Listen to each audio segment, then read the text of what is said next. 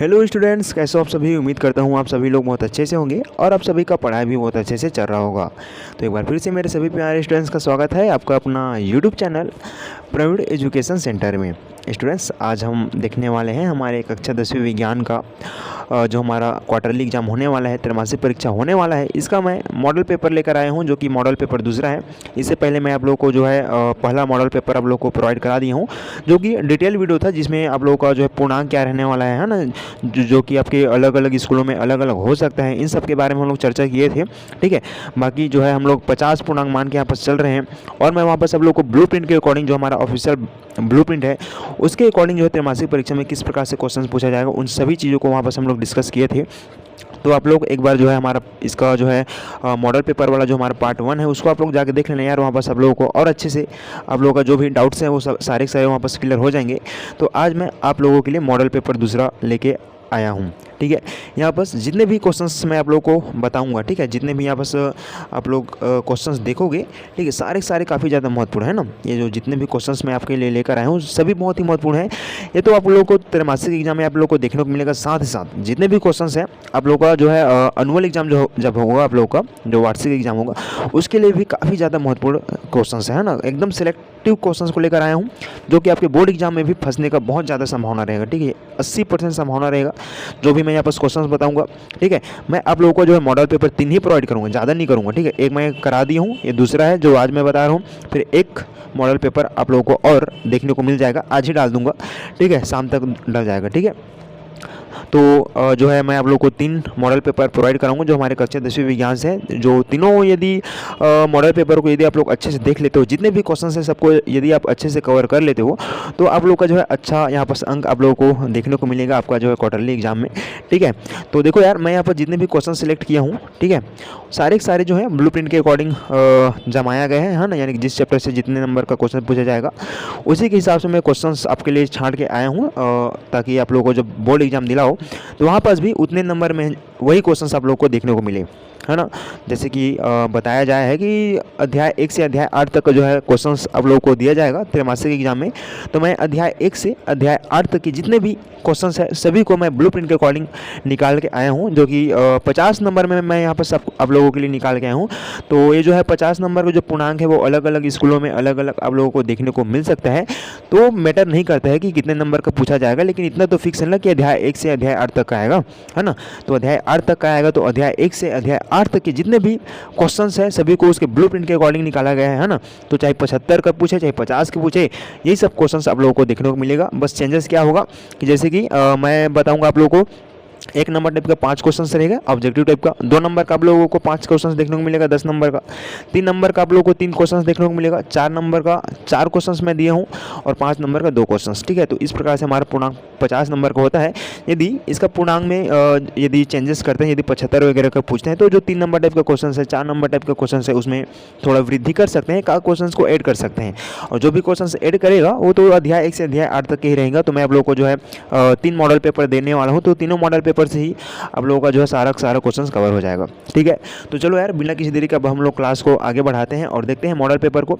ठीक है, और सभी स्टूडेंट्स बताना कि आप लोगों का जो है कितने क्वेश्चन सही हुए, है ना।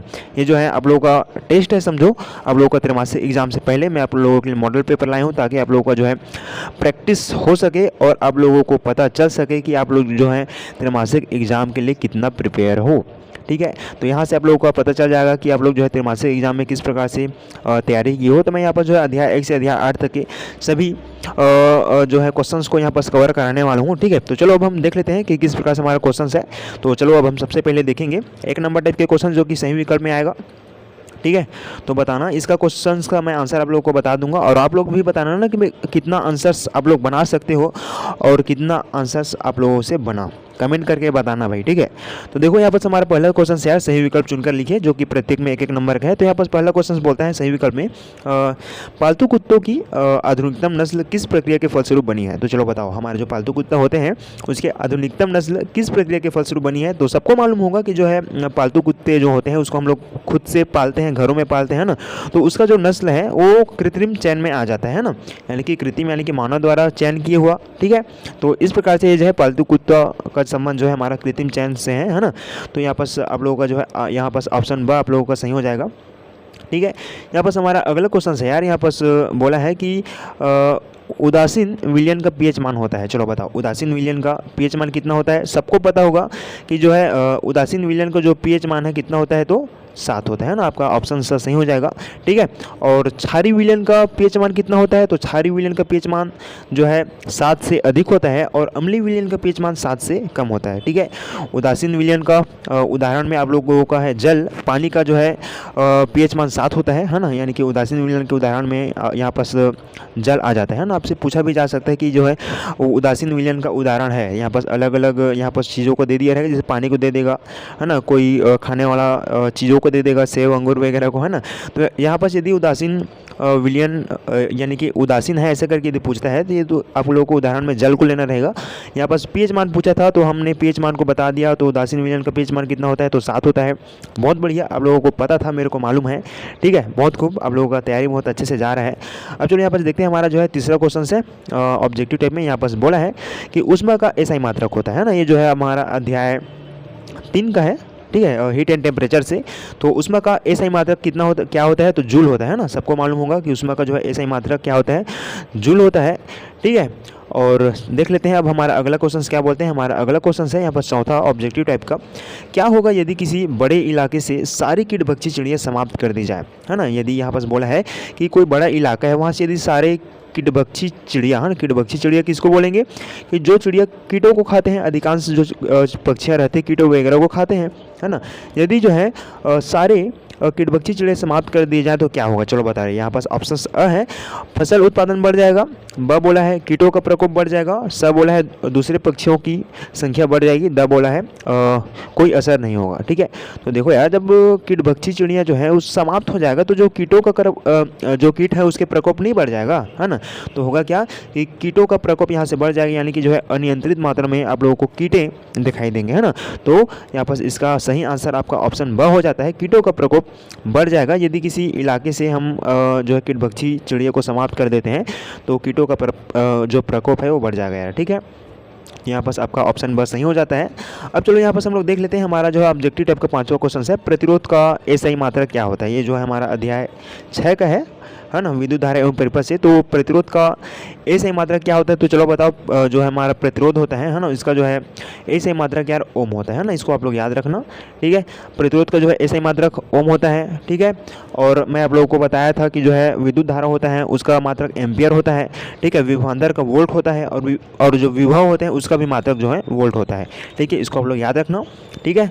तो बहुत बढ़िया, यहाँ पर हमने ऑब्जेक्टिव टाइप के 5 क्वेश्चन को यहाँ पर हमने देख लिया, ठीक है। अब चलो हम देखते हैं 2 नंबर टाइप के क्वेश्चन। यहाँ से हमारा 1 नंबर टाइप का क्वेश्चन यहाँ पर हो गया जो कि ऑब्जेक्टिव टाइप में था।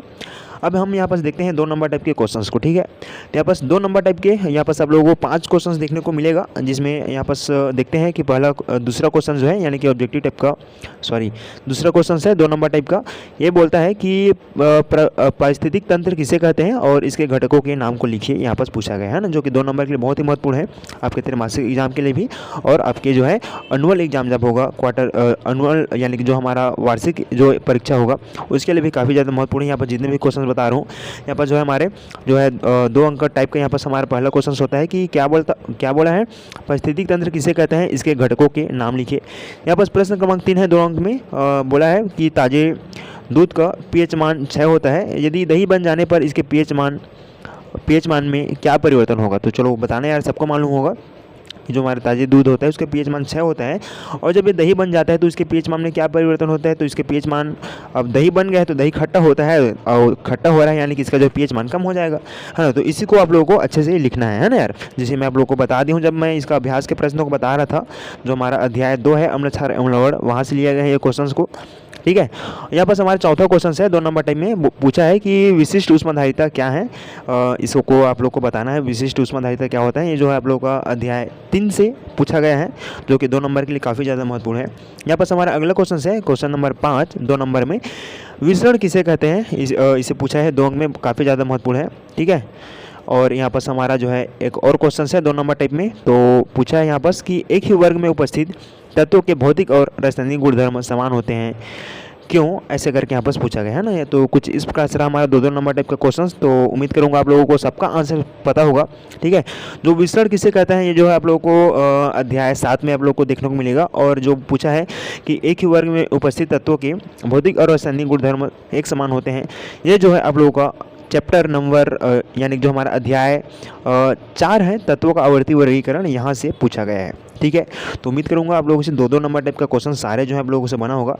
अब चलो यहाँ पर हम लोग देख लेते हैं यार कि 3 अंक में किस प्रकार से क्वेश्चन पूछा जाएगा, ठीक है। तो यहाँ पर जो है 3 नंबर टाइप का जो क्वेश्चन है, यहाँ पर प्रश्न क्रमांक 7 है, जो कि पूछा है कि कृत्रिम चयन, प्राकृतिक चयन एवं अनुकूल को परिभाषित कीजिए बोला है ना, जो कि मोस्ट इंपॉर्टेंट है 3 नंबर में, ठीक है। इसको पूछा जाता है ना बार बार, ये जो क्वेश्चन है काफ़ी ज़्यादा महत्वपूर्ण है, ये आते ही रहता है ना। यहाँ बस हमारा प्रश्न क्रमांक 7 क्या है कि कृत्रिम चयन, प्राकृतिक चयन एवं अनुकूल को परिभाषित करना है। बस इसको आप लोग को डेफिनेशन लिख देना है, फिर यहाँ से आप लोग को 3 अंक मिल जाएगा, ठीक है। यहाँ पर हमारा अगला क्वेश्चन बोला है यार कि जल की महत्तम विशिष्ट ऊष्मा की दैनिक जीवन में कोई 3 उपयोग लिखे पूछा है ना। यानी कि जो जल का महत्तम विशिष्ट ऊष्मा की दैनिक जीवन में 3 उपयोग यहाँ पर लिखना है, ठीक है, जो कि आप लोगों का अध्याय 3 में ऊष्मा और ताप से यहाँ पर आपको देखने को मिलेगा, ठीक है। और यहाँ पर हमारा प्रश्न क्रमांक 9 है, पूछा है यहाँ पर कि विद्युत परिपथ से संबंधित निम्न घटकों के संकेत चिन्ह बनाइए, है ना। यहाँ पर मैं काफ़ी चीज़ों को ले दी हूँ क्योंकि ये जो है काफ़ी ज़्यादा मोस्ट इंपॉर्टेंट है। यहाँ से कोई 3 घटकों के संकेत चिन्ह बनाइए करके पूछा जाता है, यानी 3 रहता है। तो यहाँ पर जो है सेल है, बैटरी है, प्रतिरोध है, धारा नियंत्रक है ना, और संधि तार है, एमीटर है, वोल्ट मीटर है, इन सभी का जो है आप लोगों का जो सिंबल है, जो संकेत चिन्ह है, आप लोगों को पता होना चाहिए, है ना। इसे मैं ले दिया हूँ, एक ही क्वेश्चन में सारे को कवर कर दिया हूँ। चाहता तो 3 क्वेश्चन को लेकर तो 3 क्वेश्चन को मैं डाल सकता था यहाँ पर, जो है जैसे कि मैं आप लोगों को सेल, बैटरी, प्रतिरोध को दे देता, और यदि इधर का जो नहीं आता तो आप लोग मेरे को बोलते। इसलिए मैं यहाँ पर जो है जितने भी यहाँ पर है सिंबल वाला जो क्वेश्चन पूछा जाता है ना, तो इन सभी को यहाँ पर मैं आपको बता दी हूँ। और इसको बहुत अच्छे से याद करने का तरीका मैं आपको बताया था जब मैं आप लोगों को अध्याय 6 को पढ़ा रहा था, विद्युत धारा एवं परिपथ को, जो कि भी चल रहा है ना। तो वहाँ पर सब लोगों को याद करने का तरीका भी बताया था, किसी सिंबल को किस प्रकार से याद रखा जाए। जैसे कि जो हमारा प्रतिरोध होता है, इसका जो है सिंबल कुछ इस प्रकार से होता है ना, प्रतिरोध का। तो प्रतिरोध का काम क्या रहता है, तो धारा के प्रवाह को क्या करता है, उसका विरोध करता है ना, धारा के प्रवाह का विरोध करता है, ठीक है। तो इसको मैंने याद करने का तरीका बताया था यार, जैसे कि कोई सड़क रहता है, रास्ता रहता है ना, तो उसको मैं इसको ब्रेकर से याद कराया था, ठीक है। ब्रेकर से यानी कि जब हम लोग स्पीड से जाएंगे तो जब ब्रेकर आएगा तो हमारा जो स्पीड है उसका क्या होगा, कमी हो जाएगा, है ना। स्पीड का कम हो जाएगा, यानी कि स्पीड का क्या कर रहा है, ये विरोध कर रहा है।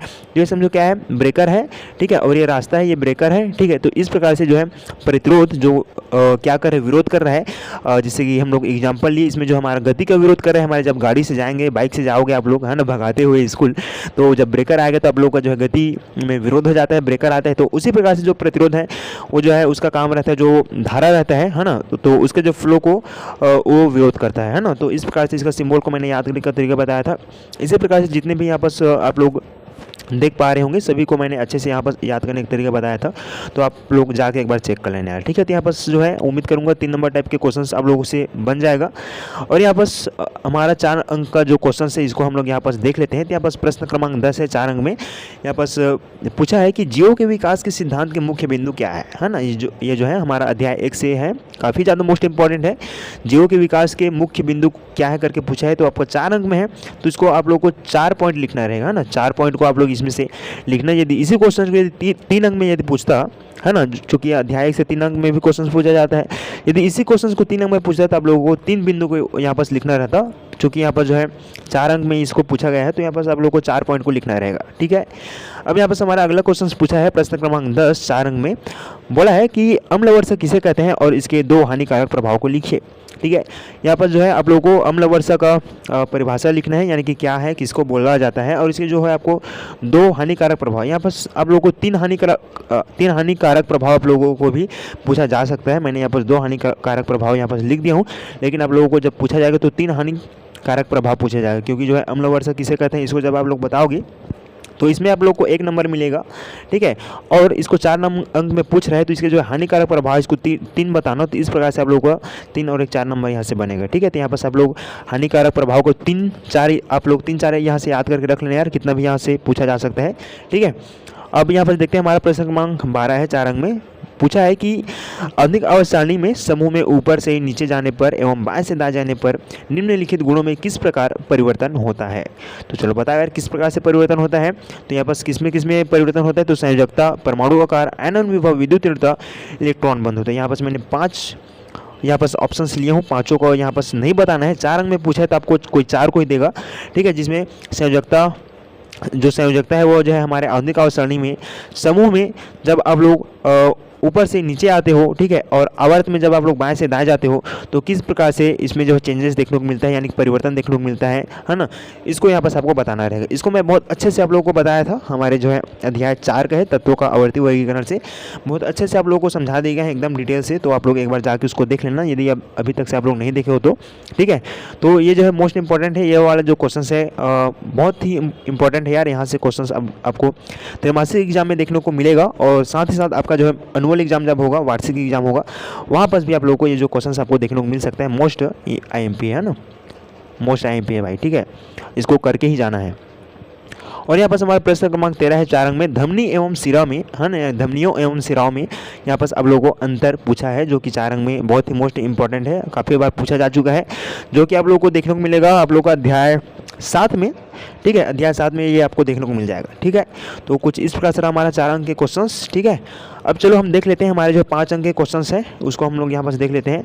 तो 5 अंक का जो है क्वेश्चंस है, ये जो है हमारा एक जो है अध्याय, ये क्या है, ओम का नियम, ये जो है हमारा अध्याय 6 से है ना, अध्याय 6 से है, जो कि आपके अध्याय 6 से 5 अंक टाइम में ये जो 3 क्वेश्चंस यहाँ पर मैं जो भी यहाँ पर दिया हूँ यही तीनों इंपॉर्टेंट है। 5 अंक में इन्हीं क्वेश्चंस को देंगे। तो कुछ इस प्रकार से हैं 14 क्वेश्चन जो है 5 अंक में। ओम के नियम को अपने शब्दों में लिखिए और वी तथा आई के बीच ग्राफ खींचकर दोनों में संबंध स्थापित करें करके पूछा जाएगा 5 अंक में। और इसी के अथवा में जो 5 अंक का क्वेश्चन रहेगा आपको अथवा में जनरली देखने को मिलेगा। यहाँ पर अथवा में आप लोगों को ये जो तीनों क्वेश्चन है आपको देखने को मिल सकता है, कोई 2 आपको वहाँ पर देखने को मिलेगा, ठीक है। तो यहाँ पर क्वेश्चन कुछ इस प्रकार से हैं। समांतर क्रम से जुड़े चालकों से आप क्या समझते हैं, इस क्रम से जुड़े चालकों से कुल प्रतिरोध की गणना कीजिए। और यहाँ पर हैं क्वेश्चंस की श्रेणी क्रम से जुड़े चालकों से आप क्या समझते हैं और इस क्रम से जुड़े चालकों में कुल प्रतिरोध की गणना कीजिए, ठीक है। आप लोगों से जब इस चैप्टर से क्वेश्चन पूछा जाएगा तो ये जो क्वेश्चन है तो आएगा ही आएगा 100%। ये जो है ओम का नियम है ये आपको देखने को मिलेगा 5 अंक में। और इसके अथवा में कोई एक को, इस दोनों में से कोई एक को डालेगा, है ना, यानी कि जो ओम का नियम है मोस्ट इंपॉर्टेंट है, इसको तो देगा ही देगा। और ये जो समांतर क्रम और श्रेणी क्रम वाला जो क्वेश्चन है जो कि दोनों एक ही प्रकार का है, एक ही पैटर्न में ये बनता है, तो यहाँ पर कोई एक को यहाँ पर पूछा जाएगा, ठीक है। तो कुछ इस प्रकार से आपका अध्याय 6 से 5 अंक का क्वेश्चन है, 3 ही क्वेश्चन है, बहुत ही मोस्ट इंपॉर्टेंट है, इसको आप लोग करके जाना है, ठीक है। और बताना कि आप लोगों को से यहाँ से जो है कौन कौन बना, ठीक है, कौन कौन से क्वेश्चंस आप लोग बना पा रहे हो, कमेंट करके बताना भाई, ठीक है। यहाँ पर मैं टोटल आप लोग को 15 क्वेश्चन दे रहा हूँ।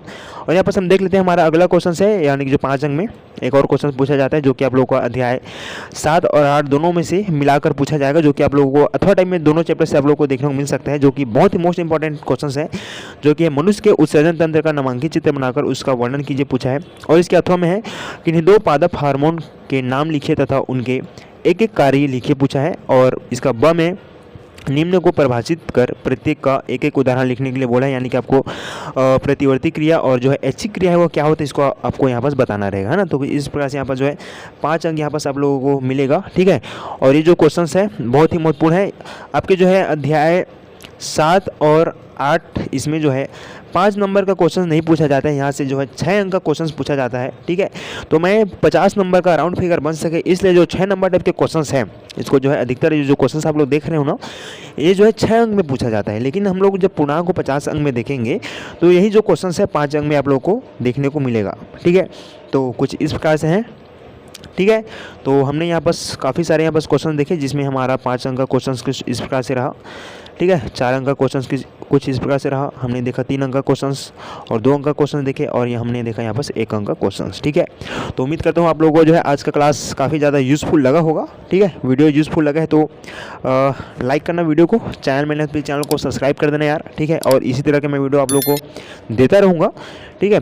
और अभी मैं आप लोगों को आगे जो है एक और मॉडल पेपर देने वाला हूँ, जिसमें अध्याय 1 से अध्याय 8 तक के सारे क्वेश्चन आप लोगों को देखने को मिलेगा। और मैं चैप्टर वाइज अध्याय 1 से अध्याय 8 तक के चैप्टर अदरवाइज़ जो है आपके त्रैमासिक एग्जाम में कौन कौन से क्वेश्चन पूछा जा सकता है सभी को मैं वहाँ पर एक एक वीडियो सभी चैप्टर्स का आप लोगों को और दे दूंगा। फिर ये वहाँ से आप लोगों का जो प्रिपरेशन है एकदम गजब का हो जाएगा। ठीक है, तो आज के लिए बस इतना यार, मिलते हैं नेक्स्ट मॉडल पेपर के साथ। तो वीडियो में आखिर तक बने रहने के लिए बहुत बहुत धन्यवाद। Thanks for watching.